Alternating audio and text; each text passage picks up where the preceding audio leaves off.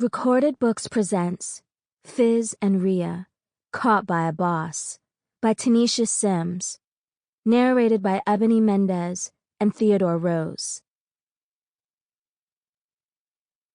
Chapter 1. Riah. I sat and watched my little brother Rico Jr. play basketball with the neighborhood kids. I couldn't help but think about my fucked up life, my drug-addicted mama, and my perverted-ass father. My father was in prison for second-degree criminal sexual conduct, for raping my oldest and only cousin, Dakia, who everyone calls Dee. Dee was only 17 at the time, and my father's old perverted ass was 50. Yeah, my dad was old as hell. He is 54 now, and my mom is 38. What she saw in his old ass was probably his looks and money. My dad was indeed a handsome man, but he was fucked up in the head. Dee moved with us a few years back when her parents got killed during a police raid in Georgia. It was a shootout, and they were in the crossfire. My mom didn't hesitate opening our home to her niece and my favorite cousin. We were best friends, even though she was 4 years older than me. One night, my cousin and I had just fallen asleep. I could have sworn my door crept open, but I closed my eyes and just drifted off to sleep. Maybe an hour into sleeping, I heard someone crying. No, Uncle Rico, please stop. That hurts. I guess my mom heard it too, because the next thing I heard was the cocking of a gun. I eased out of bed and walked quietly to my room door. I saw my mom in the room next to mine, pointing the gun at my father. Nigga, get off my fucking niece. You done lost your damn mind. I heard my father speak. Roxy, come on. Baby, calm down. That shit pissed my mother all the way off, talking about calm down. She let off a shot into his leg.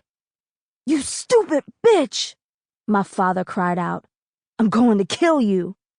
Nigga, you better choose your words wisely, or the next one is going to your head. My mom called the police. She told them if they didn't hurry, someone was going to die. That night, I saved that bastard's life when my mom saw me from the corner of her eye. Riah? She called out to me. Mom, where is Dee? Baby, go in the room with your little brother. I did what I was told. I always listened to my mother. I got into the bed with my baby brother, who was knocked out. He was only 4 at the time. You're lucky Riah walked in, or I would have killed your ass, I heard my mom say. Not too long after, the slow-ass police finally made it to our home. They took my father and my mom to jail. My grandmother had to drive 3 hours to come get us, so our white neighbors kept us until she got there. That was when we stayed in a nice neighborhood. My grandmother tried her best to comfort my cousin, but she was in shock. She wouldn't talk or look at me. My grandmother made herself busy by cleaning the whole house. It took 3 weeks for my mother to get out of jail, but she got out. She only had to do 6 months of probation for shooting my father in the leg, because the judge understood why she did it, even if he didn't agree with the crime. My father, on the other hand, was sentenced to only 15 years in prison. Once they started asking him questions about touching me, the dumb fucker told that judge I wasn't of age yet. Yeah, you heard me right. That bastard didn't have any shame, so the judge sentenced him to 30 years in prison. I might as well say goodbye to that fucker. He was not making it out of that prison. It wouldn't be long before someone murked his ass. At least that was what I hoped for. Somewhere along the way, my mother started using drugs. She loved my father, but she couldn't accept that shit from him, and I love her for that. My grandmother thought my mom was okay and decided to go home.